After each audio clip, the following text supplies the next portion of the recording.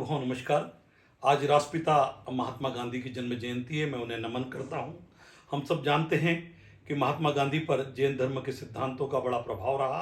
कुछ विश्लेषकों का यह मानना है कि सत्याग्रह की जो अवधारणा है वो जैन धर्म के प्रमुख सिद्धांत अहिंसा से ही प्रेरणा लेकर ली गई है। तो आज इसी अहिंसा धर्म पर एक कहानी मैं प्रस्तुत कर रहा हूँ। एक पोदनपुर राज्य हुआ, उसमें एक यमपाल नाम का चांडाल हुआ जो अहिंसा धर्म के पालन करते हुए प्रसिद्ध हुआ। ये जिज्ञासा हो सकती है कि एक चांडाल जो हिंसा करता है वो अहिंसा धर्म में कैसे प्रसिद्ध हुआ।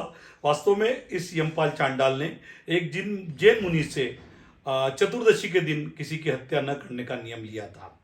उस राज्य के राजा बड़े न्यायप्रिय थे, बड़े दयावान थे और जैनियों का पर्व, स्थान का पर्व चल रहा था। उन्होंने घोषणा की कि इन 8 दिन में उनके राज्य में कोई मांस भक्षण नहीं करेगा, कोई जीव हत्या नहीं होना चाहिए और पूरे राज्य में इसकी घोषणा कर दी गई।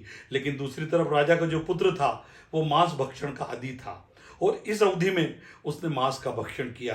राजा को जब यह सूचना मिली तो राजा बड़ा क्रोधित हुआ। न्यायप्रिय राजा ने उसे मृत्युदंड की घोषणा की कि उसे आज ही मृत्युदंड दिया जाना चाहिए। उस दिन चतुर्दशी का दिन था। यमपाल को यह सूचना मिल गई। राज्य के सिपाही यमपाल चांडाल को लेने उसके घर जा रहे थे।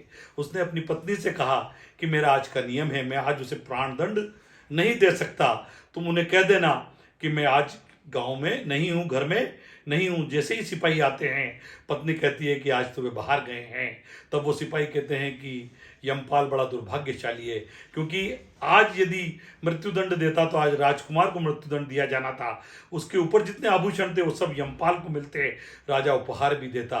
पत्नी को लालच आ गया। पत्नी एक तरफ तो कह रही है कि यमपाल घर में नहीं है और दूसरी तरफ इशारा कर रहे हैं कि वो अंदर छुपा हुआ है। सिपाही समझ जाते हैं। सिपाही यमपाल को निकालते हैं, राजा के समक्ष प्रस्तुत करते हैं। यमपाल कहता है कि मैंने आज का नियम लिया, मैं आज उसे मृत्युदंड नहीं दे सकता, आज चतुर्दशी का मेरा नियम है। राजा बड़ा क्रोधित होता है कि मेरी आज्ञा का उल्लंघन किया जा रहा है। वह लोगों से कहता है कि राजकुमार और यमपाल दोनों को अलग अलग रस्सों से बांध दो और पास का जो तालाब है जिसमें बड़े बड़े मगरमच्छ हैं वहां दोनों को डाल दिया जाए। ऐसा ही होता है। राजकुमार को डाला जाता है, यमपाल को डाला जाता है। राजकुमार को बड़े बड़े मगरमच्छ खा जाते हैं। उधर यमपाल चांडाल प्रभु से प्रार्थना करता है, हे प्रभु मेरा नियम पल जाना चाहिए, भले ही मेरे प्राण चले जाए, भले ही मेरी मृत्यु हो जाए, लेकिन मैंने जो एक दिन का नियम लिया है वो फलना चाहिए। और होता भी वही है। महानुभाव, जैसे ही यमपाल को उस तालाब में फेंका जाता है वहां पर एक स्वर्ग से देवता प्रकट हो जाते हैं। एक सिंहासन का निर्माण हो जाता है। मणियों से युक्त उस सिंहासन पर वह यमपाल चांडाल विराजमान हो जाता है। चारों तरफ अहिंसा परमो धर्म की जय जयकार के नारे लगते हैं, यमपाल चांडाल की जय जयकार के नारे लगते हैं। राजा को जब पता चलता है तो राजा भी वहां उपस्थित होता है। देखकर राजा बड़ा प्रभावित होता है।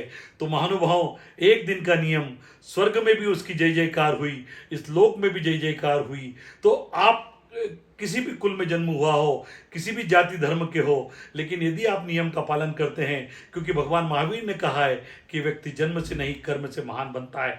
एक दिन का आचरण उसे अहिंसा अणुव्रत में महान बना देता है।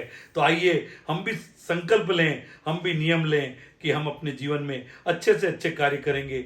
भगवान महावीर के अहिंसा परमो धर्म के सिद्धांत को जन जन तक फैलाएंगे। मेरा अनुरोध है कि मेरी इन कहानियों को आप लाइक वो शेयर करें और मेरे चैनल को सब्सक्राइब करें, जिससे मेरी ये कहानियाँ जन जन तक पहुंच सके। हर 15 दिन में नई कहानी के साथ पुनः उपस्थित होऊंगा।